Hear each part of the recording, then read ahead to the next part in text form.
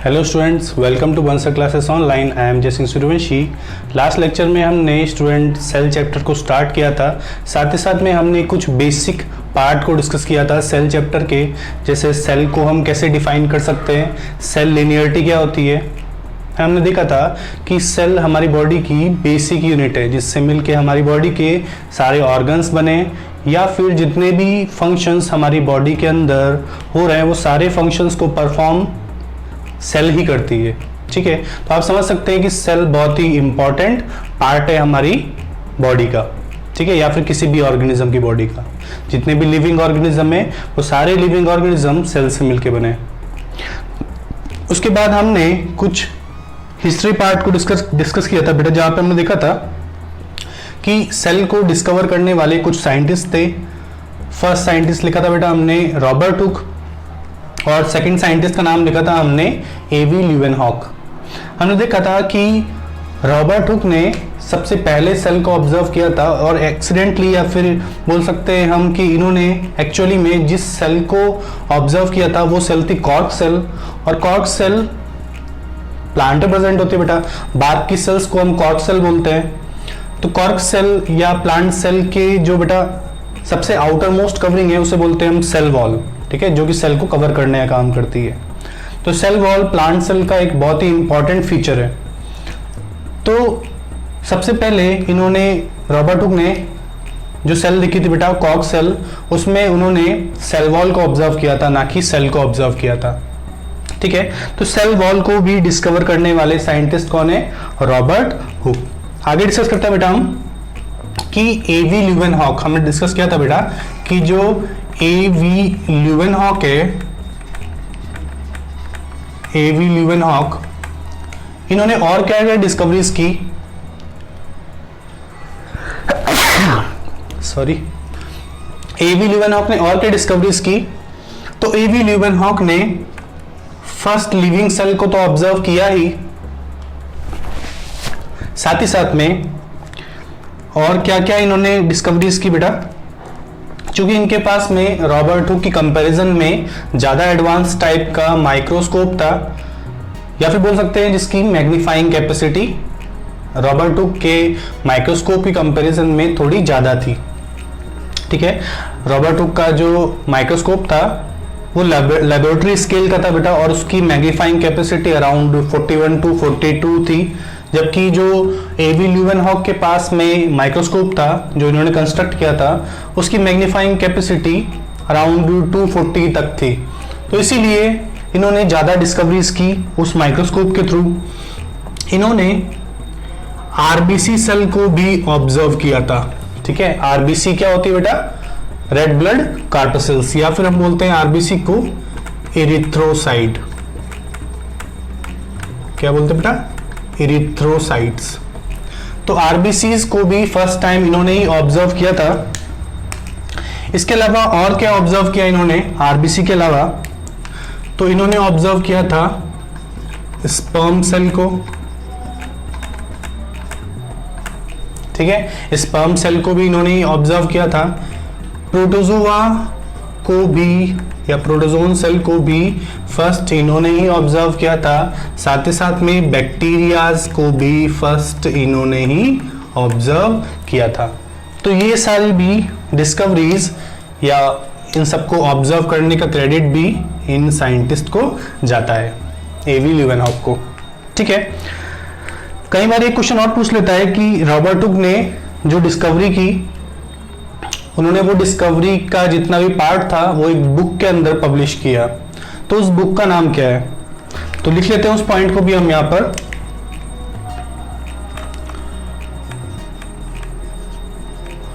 Robert Hooke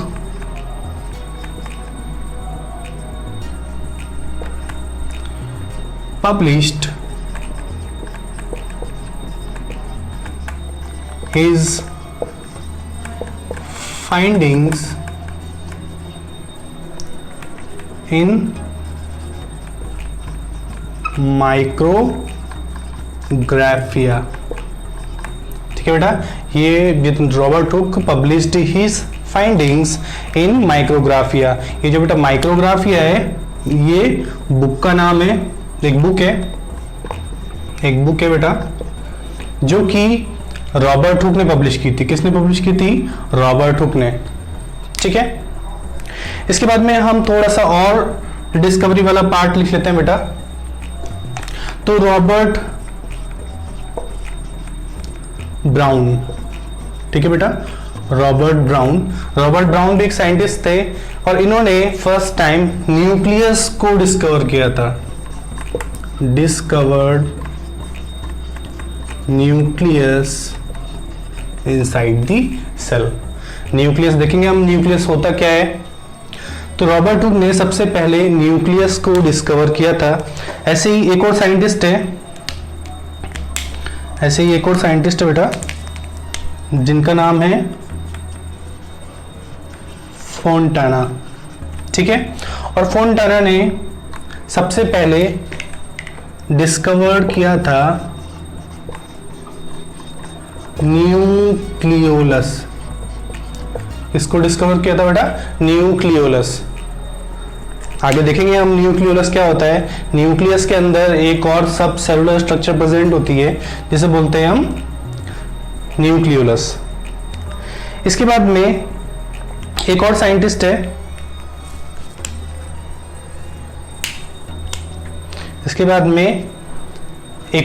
बेटा, जिन्होंने plastid को डिस्कवर किया था। ठीक है, उनका नाम है हैकल। ठीक है, और साइंटिस्ट हम देखेंगे आगे, जैसे जैसे हम चैप्टर पढ़ते जाएंगे आगे। कुछ स्टार्टिंग में देख रहे हैं हम, तो हैकल ने डिस्कवर किया था, किसकी डिस्कवरी की थी? प्लास्टिड। ठीक है बेटा, आगे देखेंगे हम प्लास्टिड क्या है। तो प्लास्टिड की डिस्कवरी करने का क्रेडिट जाता है हैकल को। नोट डाउन कीजिए उसको, कुछ इंपॉर्टेंट है साइंटिस्ट के नाम। ये सारे साइंटिस्ट के नाम बेटा, रॉबर्ट ब्राउन, फोंटाना और हैकल।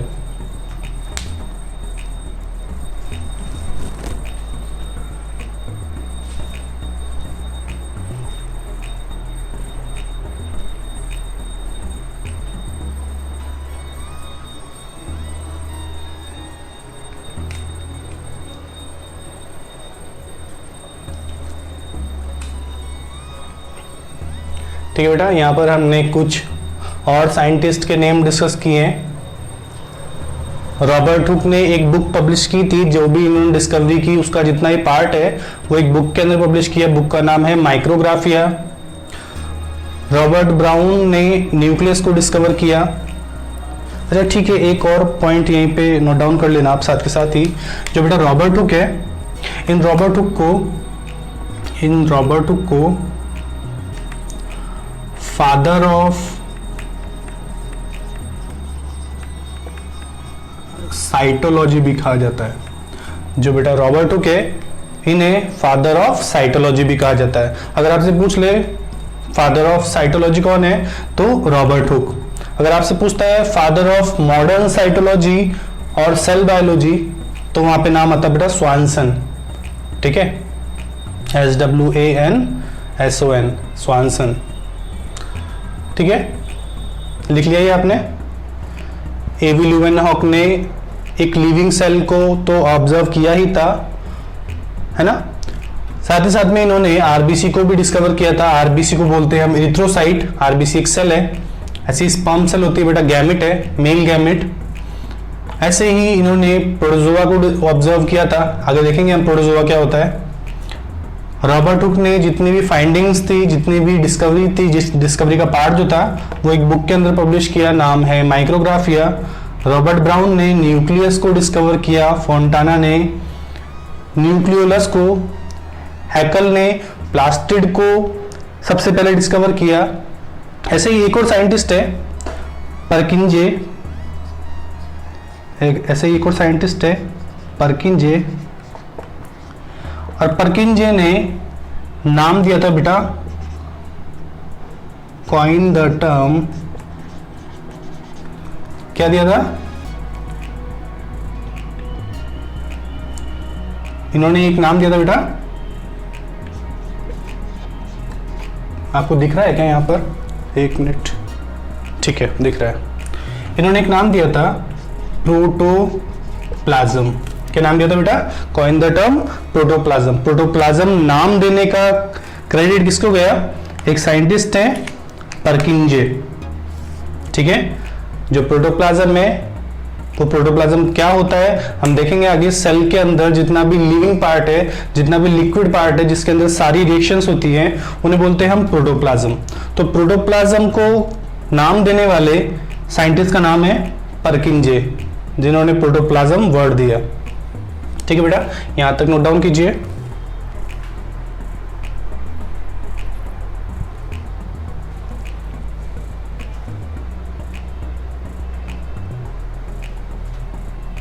ठीक है, मैं रफ कर रहा हूं उसको।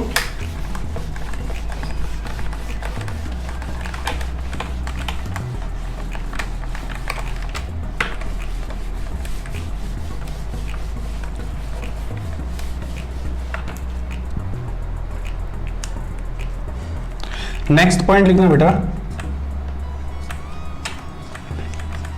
Cell shows variability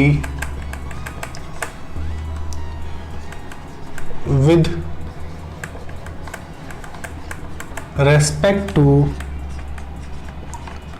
their shape and size। ठीक है, सेल अलग अलग शेप को दिखाती है, अलग अलग शेप की होती है बेटा, अलग अलग साइज की सेल होती है। अगर हमारी बॉडी के अंदर भी देखें, हम क्या है? Multi cellular organism. अभी हम आगे डिस्कस करेंगे।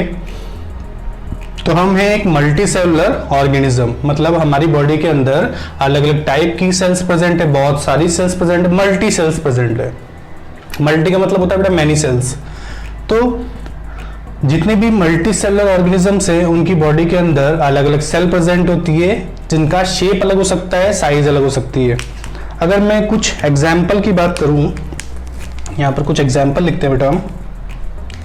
जैसे एग्जाम्पल सच एज,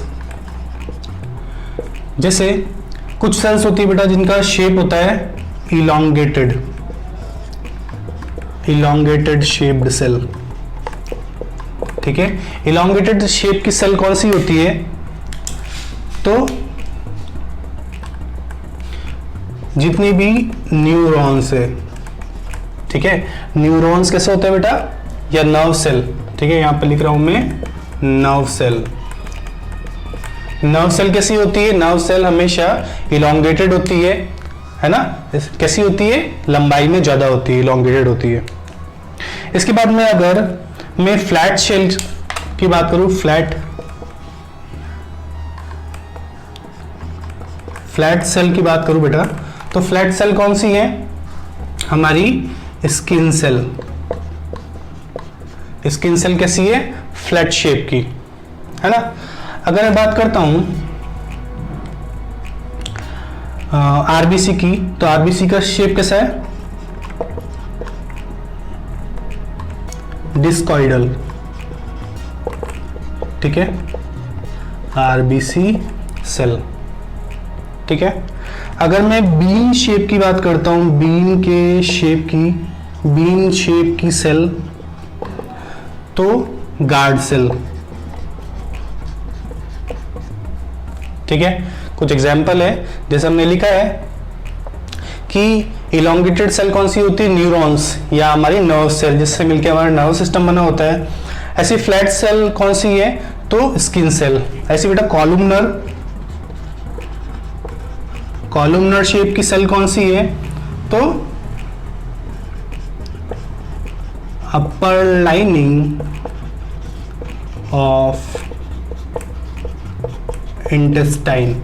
हमारी जो इंटेस्टाइन है बेटा, उसकी अपर लाइनिंग कॉलुमनर सेल की बनी हुई है, जो कि कैसी है? कॉलम शेप की है, पिलर शेप की है ना? पिलर शेप की सेल प्रेजेंट है हमारे इंटेस्टाइन की। सबसे ऊपर जो लाइनिंग है, वहां पर जो सेल का शेप है वो कैसा है? पिलर शेप का, या फिर बोल सकते हैं कॉलम शेप का। बीन शेप की सेल कौन सी है? गार्ड सेल, पढ़ेंगे हम।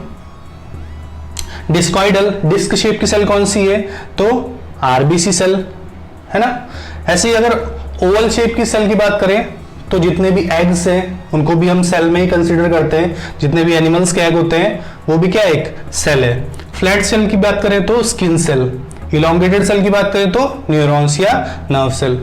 इसको भी मैं ग्रीन से ही लिख देता हूं, ठीक है। इसको भी मैं रेड से ही लिख देता हूं, न्यूरॉन्स या नर्व सेल, ठीक है। नोट डाउन कीजिए इसको।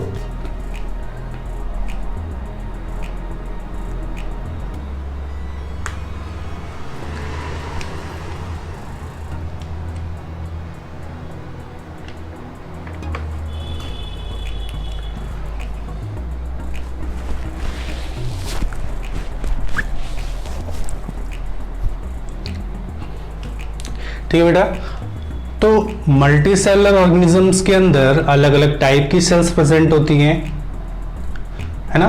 और सेल भी जो है बेटा, सेल कुछ सेल्स ऐसी होती है जिनका फिक्स शेप होता है, जैसे ये जो मैंने सेल के नाम लिखे हैं, है ना, neurons, skin cell, RBC cell, guard cell या फिर अपर लाइनिंग ऑफ इंटेस्टाइन, ये सारी सेल कैसी हैं, फिक्स्ड शेप की हैं। सारी सेल कैसी हैं बेटा, फिक्स्ड शेप की, फिक्स्ड शेप की, है ना। इनका शेप जो है हमेशा फिक्स रहता है। तो ये सेल है किसी शेप की, यहाँ पे शेप लिखे हुए हैं और यहाँ पे सेल के नाम लिखे हुए हैं। तो ये एग्जाम्पल आपको बताना चाह रहा हूं कि यहाँ पर जो स्टेटमेंट लिखा है हमने, cell shows variability with respect to variability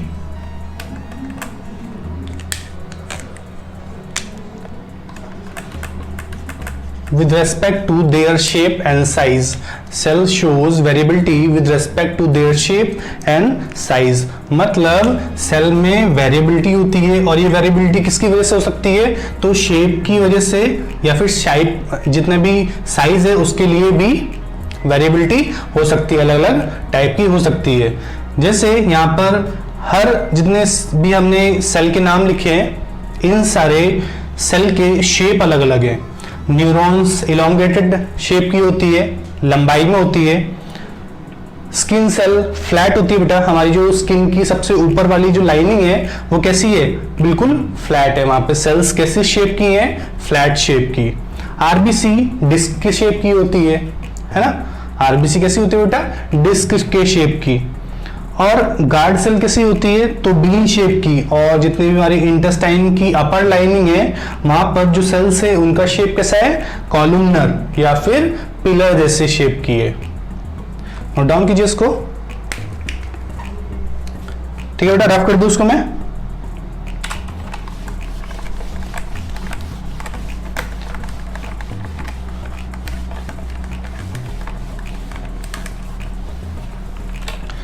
इसके बाद देखेंगे हम दो तरह के ऑर्गेनिज्म होते हैं बेटा, दो टाइप के ऑर्गेनिज्म होते हैं, या फिर बोल सकते हैं हम दो टाइप की सेल्स होती हैं। फर्स्ट यूनिसेलुलर ऑर्गेनिज्म, ठीक है बेटा। दो तरह के ऑर्गेनिज्म है, फर्स्ट यूनिसेलुलर ऑर्गेनिज्म और second multi cellular organism. Multi cellular organism, तो बेटा जितने भी यूनिसेलुलर ऑर्गेनिज्म है, यूनि का मतलब क्या है, they have only one cell, they have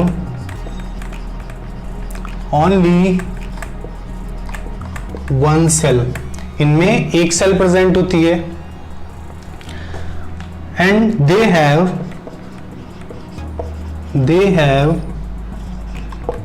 different और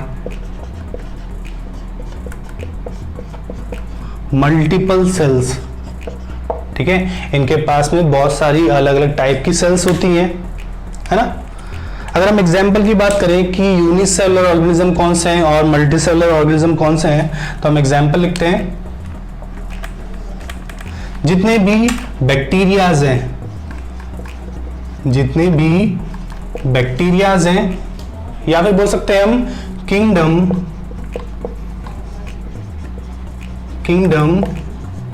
मोनेरा। किंगडम मोनेरा के जितने भी मेंबर हैं वो सारे कैसे हैं, यूनिसेलुलर, मतलब इन ऑर्गेनिज्म के अंदर एक ही सेल प्रेजेंट होती है। ठीक है, ऐसे ही यूनिसेलुलर ऑर्गेनिजम्स के और एग्जांपल लें तो जितने भी बेटा प्रोटोजोन्स हैं, प्रोटोजोन्स जितने भी हैं वो भी हमेशा यूनिसेलुलर होते हैं, उनके अंदर भी हमेशा एक सेल प्रेजेंट होती है, जैसे अमीबा, पैरामीशियम, यूग्लिना।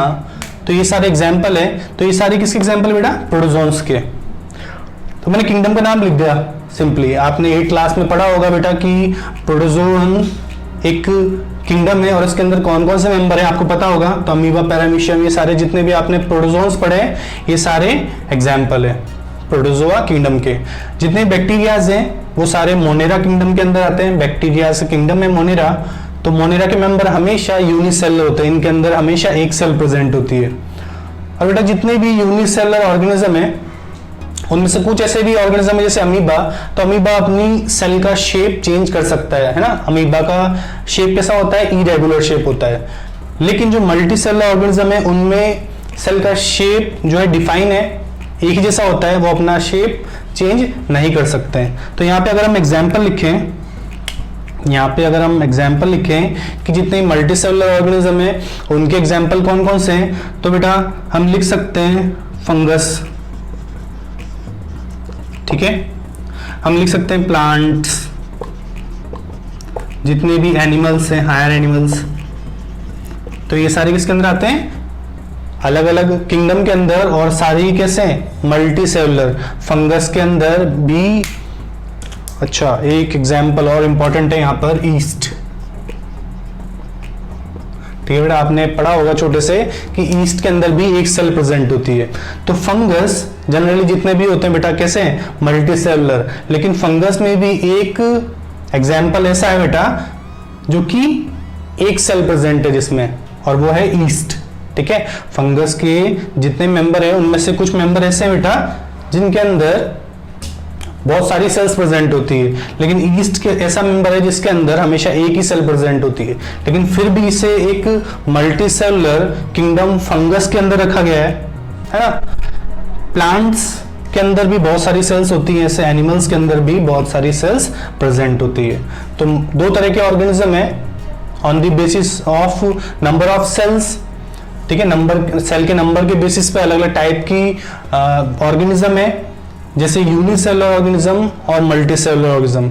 ये हम किसके बेसिस पे देख रहे हैं, सेल के नंबर के बेसिस पे ऑर्गेनिज्म कौन कौन से हैं। तो सेल के नंबर के बेसिस पे ऑर्गेनिज्म दो तरह के हैं, एक ऐसे ऑर्गेनिज्म जिनके अंदर एक सेल प्रेजेंट है, दूसरे ऐसे ऑर्गेनिज्म जिसके अंदर बहुत सारी सेल्स प्रेजेंट है। जिनमें एक सेल प्रेजेंट होती है उन्हें बोलते हैं हम यूनिसेलुलर। यहाँ पर यूनि का मतलब क्या बेटा, यूनि का मतलब होता है वन, और सेलुलर का मतलब होता है सेल। ठीक है, ऐसे ही जो मल्टी सेलुलर ऑर्गेनिज्म है, मल्टी का मतलब होता है बेटा मल्टीपल, मैनी सेल्स। ठीक है, यहाँ पर क्या है, बहुत सारी सेल्स प्रेजेंट है। तो बैक्टीरियाज को रखा जाता है मोनेरा किंगडम के अंदर, बैक्टीरियाज का किंगडम है मोनेरा। और बैक्टीरियाज हमेशा, कोई सा भी बैक्टीरिया हो बेटा, हमेशा कैसा होता है, यूनिसेलुलर। कई बार आपको एग्जाम्पल देता है ब्लू ग्रीन एल्गी।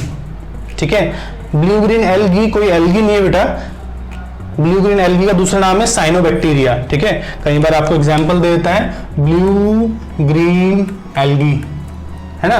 तो बच्चे यहाँ पे एल्गी देख के कंफ्यूज हो जाते हैं कि एल्गीज तो कैसे होते हैं, एल्गीज तो जनरली मल्टी सेलुलर होते हैं, तो ये भी कैसा होगा, ये मल्टी सेलुलर का एग्जाम्पल होगा। नहीं बेटा, ठीक है, ये जो ब्लू ग्रीन एल्गी है, ये ब्लू ग्रीन एल्गी, इसका दूसरा नाम क्या है, इसका दूसरा नाम है साइनोबैक्टीरिया।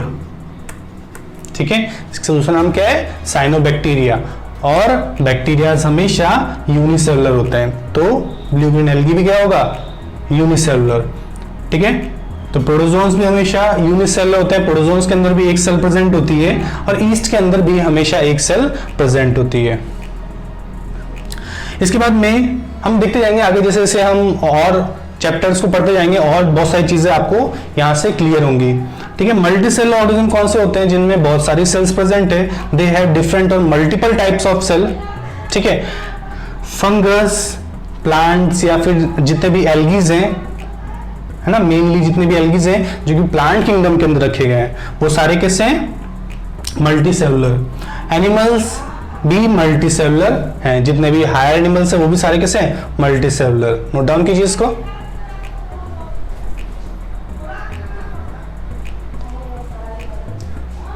ठीक है बेटा, एग्जाम्पल इंपॉर्टेंट है, आपको ये कई बार दे देता है, बहुत इंपॉर्टेंट है। BGA, ब्लू ग्रीन एल्गी, ठीक है, एल्गी नहीं है ये, इसका दूसरा नाम है साइनोबैक्टीरिया। ये एक बैक्टीरिया है, कीमोऑटोट्रॉफिक बैक्टीरिया, ठीक है, केमिकल एनर्जी के थ्रू अपना फूड सिंथेसाइज करता है, ये अपनी एनर्जी गेन करता है।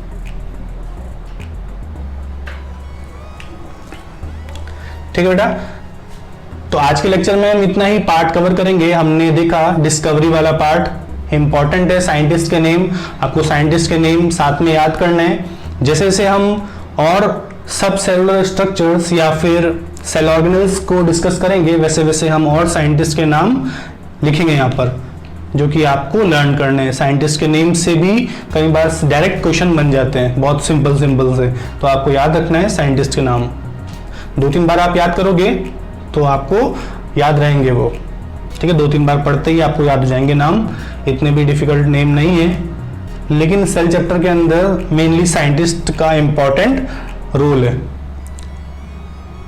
ठीक है। इसके बाद डिस्कस किया हमने कि सेल में वेरिएबिलिटी होती है, शेप अलग अलग होता है सेल का, या फिर सेल के अंदर जितने भी सेल ऑर्गेनल्स है वो ज्यादा हो सकते हैं अलग अलग सेल में, डिपेंड करता है उसका फंक्शन क्या है। तो जैसा जिस सेल का फंक्शन होगा उसमें उस स्पेशली सेल ऑर्गेनल्स के नंबर ज्यादा या कम हो सकते हैं। तो हमने देखा अलग अलग टाइप की सेल्स का शेप अलग अलग होता है। मल्टी सेलुलर ऑर्गेनिज्म में कुछ ऐसे भी सेल्स होती हैं जो कि अपना शेप चेंज कर सकती है, जैसे अमीबा सेल, ठीक है। तो अमीबा सेल का शेप अलग अलग होता है। अमीबा जो है अपना सेल का शेप चेंज कर सकता है, क्योंकि कैसा होता है बेटा, इरेगुलर। यहाँ पे कुछ एग्जांपल लिखे हैं हमने, जैसे बैक्टीरियाज, प्रोटोजोन, सीस्ट, और मल्टीसेलुलर ऑर्गेनिज्म में कुछ एग्जांपल लिखे हैं जैसे फंगस, प्लांट्स एंड एनिमल्स। तो उसके आगे का पार्ट हम नेक्स्ट लेक्चर में डिस्कस करते हैं बेटा। तब तक के लिए आप यहाँ तक के नोट्स को अच्छे से प्रिपेयर कीजिए, लेक्चर को अच्छे से सुनिए। आगे का पार्ट हम नेक्स्ट लेक्चर में डिस्कस करेंगे। तब तक के लिए अपना ध्यान रखिए। Take care and good luck.